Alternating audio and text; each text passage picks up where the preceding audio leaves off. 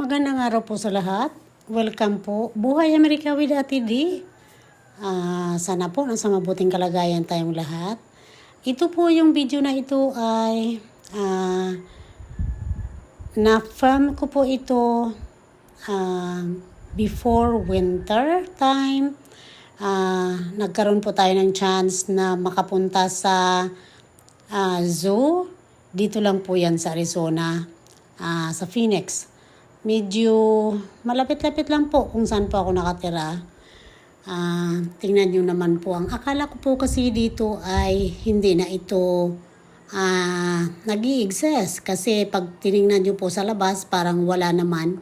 Pero nasa loob po pala ako ay talaga namang namangha na marami po palang tao dyan sa loob. Ito po yung pangalawang pasok ko dito sa zoo na ito, Wild Zoo. Kasi dati po, nung pumunta po ako dito, kasama ko pa po yung asawa ko noon. At hindi po ganito. Pero, at matagal po itong hindi nabubuksan, itong zoo na ito. Pero, hindi ko po akalain na sa second time po ng pagpunta ko dito ay talaga pong nakaka-amaze naman. Marami pong mapupuntahan na dyan at marami ka pong pwedeng gawin dito sa zona ito. Kaya po kayo kung na yung mga kababayan ko pong nakatira po dito sa Arizona, sa Phoenix, ayan. Dito po ay marami pong mapupuntahan. Mag-enjoy po kayo dito kasama yung mga anak nyo, kahit kayo. Tingnan nyo po, ito po ay nanonood po kami ng show ng penguin. Ayan, marami po. Ang mga penguin po ay nakakaaliw. Nakakaaliw po silang tingnan. Nagsushow po talaga sila ng talent nila. Kaya nakakatuwa din po na panuorin sila. So, ayan, tingnan nyo po. Tumatalon-talon sila, umaakyat-akyat po sa bato-bato at sa tubig. Ayan, napakaganda po ng nag-voice over lang po ako dito kasi alam nyo po, may music po ang bawat video. Kaya ayaw ko pong magkaroon ng copyright. Alam niyo naman po si YouTube, masyado pong strict doon sa mga ina-upload po natin. Kaya for safety na lang po, ayan, magbo-voice over na lang po tayo. So dito naman po ay mayroon din po silang penguin sa loob po ito. Sa loob ng para siyang aquarium na nandoon din po sila. Ayan, tingnan niyo po. Napaka ganda po. At maaliw ka po talaga. Ayan, sa kanilang mga pinapakita dyan. So, isa po yun sa mga pwede mong gawin o panuorin. Kung ayaw mo naman po doon sa labas, mayroon pong sa loob. Ayan, ito po ay kasama pa rin po doon sa inikutan ko po.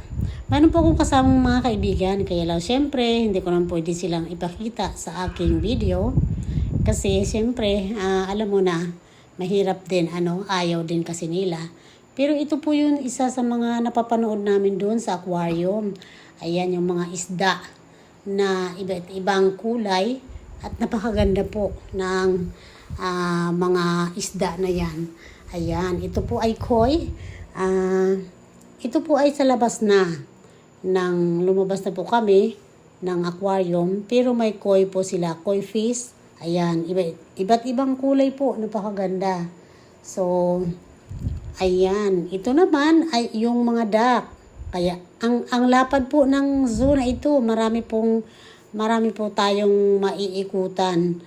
Kaya talagang nakakawala po ng stress. Ayan, di po ba napakaganda?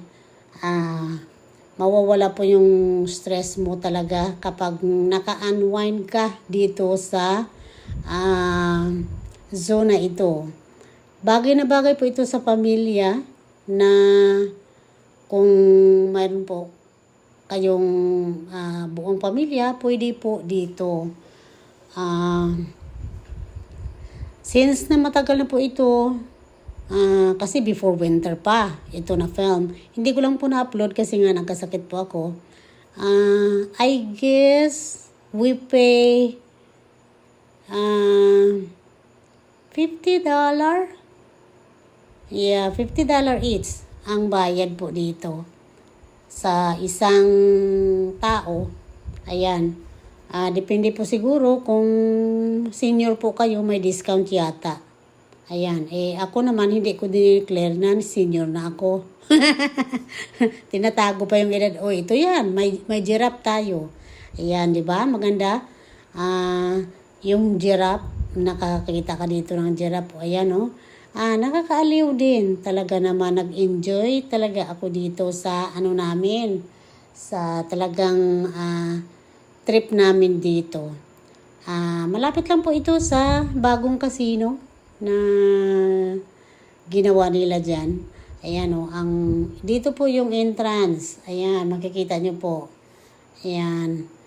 Tapos, ito po yung sinasabi nilang safari zoo. Kasi dito niyo po makikita yung mga wild animals. Kagaya nito, ostrich. Ay, hindi ko po alam sa English kung ano yon. Basta yan. Yan. Ostrich yata ang tawag dyan. Ayan. Pwede mo po silang pakainin. Mayroon po ang dyan. Mayroon pong mga pagkain. Kung may dala-dala po kayong mga pagkain, ayan, kagaya ng mga chips. Ayan, pwede pong ibibigay sa kanila. Kaya, para mag-enjoy naman. Talaga pong Tapos dito, ito, ayan may ang tawag doon. Yung para siyang ito, wild animals din sila. Ayan, di ba? Ayan, napakaganda. Kaya dito yung parang may imagine mong nasa African safari ka. Yan po yung tawag dito sa isang other part po ito ng zoo. Tinatawag nilang safari. So, napakalaki po nito. Mayroon din po silang mga rides, train rides, tapos yung